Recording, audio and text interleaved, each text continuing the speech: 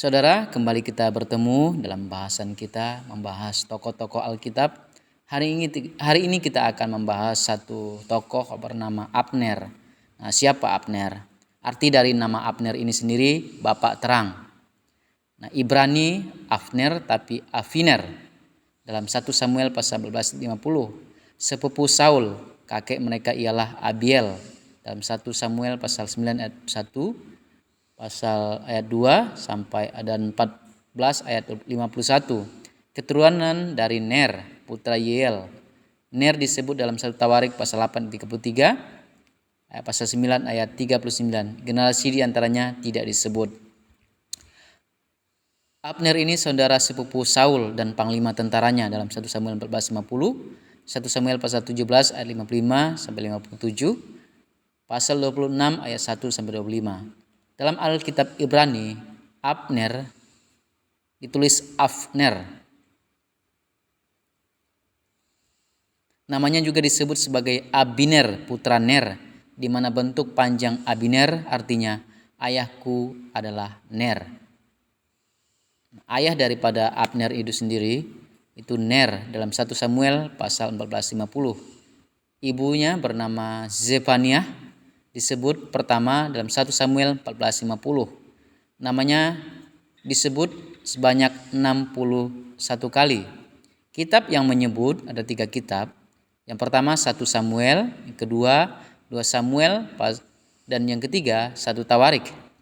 Pekerjaan dari Abner ini itu panglima tentara dalam 1 Samuel 14:50.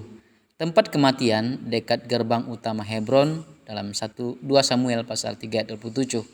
Keadaan kematian ia dibunuh Yoab dalam 2 Samuel pasal 3 ayat 27. Terakhir disebut dalam 1 Tawarik pasal 7 ayat 21. Fakta penting dari Abner ini, ia adalah panglima tentara Saul.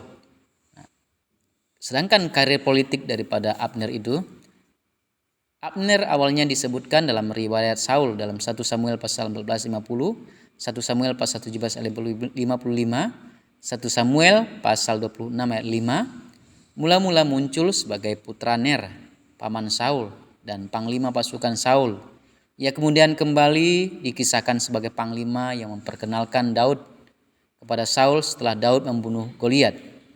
Ia tak disebutkan dalam catatan pertempuran Gilboa saat kekuatan Saul dihancurkan, merebut putra bungsu serta satu-satunya putra Saul yang masih hidup, Isi-Boset, yang disebut Esbaal. Abner mengangkat dirinya menjadi raja atas Israel di Mahanaim, timur Yordan. Daud yang diangkat menjadi raja oleh Yehuda sendiri berkuasa di Hebron selama beberapa waktu. Perang terjadi antara kedua belah pihak. Abner diberi kedudukan sebagai komandan pasukan tentara di bawah pimpinan Raja Saul. Setelah raja meninggal dan demi Isi-Boset, ia memperoleh sumpah setia dari semua suku kecuali suku Yehuda. Ia menobatkan Isi-Boset menjadi raja, itu putra daripada Saul, di sebuah ibu kota yang baru bernama Mahanaim di sebelah timur Yordan. Selama perang yang menyusul kemudian, ia melancarkan kampanye untuk Isi-Boset, tapi ia dikucilkan karena Isi-Boset menuduhnya mengincar tahta kerajaan sebab mengambil gundik Saul. Dalam 2 Samuel pasal 3 ayat 7 dan 1 Raja-Raja pasal 2 ayat 13 sampai 25. Karena itu Abner menawarkan untuk membawa seluruh orang Israel memihak kepada Daud. Tapi ia dikhianati dan dibunuh oleh Yoab di pintu gerbang Hebron. 2 Samuel pasal 3 ayat 27. Demi pembalasan kematian Asael, saudara Yoab. 2 Samuel pasal 2 ayat 18 sampai 23. Abner sendiri menjadikan Isi-Boset raja setelah Saul dalam 2 Samuel pasal 2 ayat 8 sampai 10. Tapi kemudian memihak kepada Daud dalam 2 Samuel pasal 6 ayat 1 sampai 21. Kehidupan rohani daripada Abner ini, kalau kita membaca di dalam 2 Samuel pasal 3 ayat 17 sampai 18 menyebutkan bagaimana Abner mengerti kitab suci dan memahami bahwa Daud adalah seorang raja yang dinubuatkan dalam Alkitab. Artinya bahwa Abner ini memiliki kehidupan rohani yang baik dan bagus.